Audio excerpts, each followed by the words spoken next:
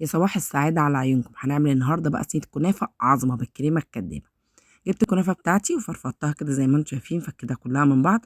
ويا ريت تكون كنافة يعني لسه جايباها من عند الحلواني، من عند الكنافين يعني، ما تكونش في الفريزر، بتبقى احلى ومش هتنشف منك، هتطلع كده طرية كده وبتدوب. جبت الصينية بتاعتي ونزلت بنص الكمية كده زي ما انتم شايفين، وحسب بقى ما هتاخد معاكي الصينية. جبت كوباية هنا سمنة وكنت مسيحاها، نزلت بنصها برضو كده على انا بحب اعمل كده، بحب احط الكنافه وبعد كده احط السمنه عليها.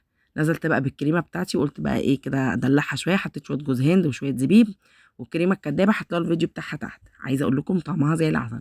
هنا بقى حطيت شويه جوز هند وزبيب، هنزل بقى بنص الكميه التانيه واغطي الكنافه بتاعتي ومش هضغط عليها، ودي ملحوظه ضروري نعملها. بصوا انا بحط الكنافه ازاي، بحطها كده بوزعها حبه حبه وهلمها وهظبط الوش من غير ما اضغط عليها عشان الكريمه ما تطلعش مني. جبت بقى بقيت نص هنا كوبايه السمنه اللي عندي وهسقي بيها كده وش الصينيه بتاعتي وادخلها على الفرن.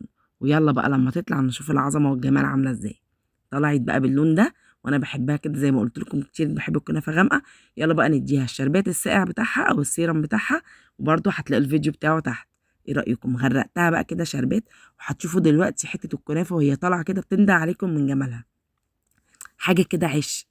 بصوا لما تلاقي الكريمه كده السكر في العسل بتاعها في الكنافه كلهم دايبين على بعض، بجد تستاهل ان انتوا تجربوه.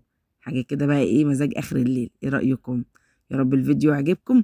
هتشوفوا بقى دلوقتي معايا. بصوا يا جماعه بقول لكم مش قادره استحمل، بصور الفيديو وعايزه بصوا يعني اكل من هنا ومن هنا، مش قادره استحمل الجمال والحلاوه. بتسقط كده عسل والكريمه وحاجه كده دايبه دوب. اتمنى الفيديو يعجبكم، اشوفكم في فيديو جديد، والسلام عليكم.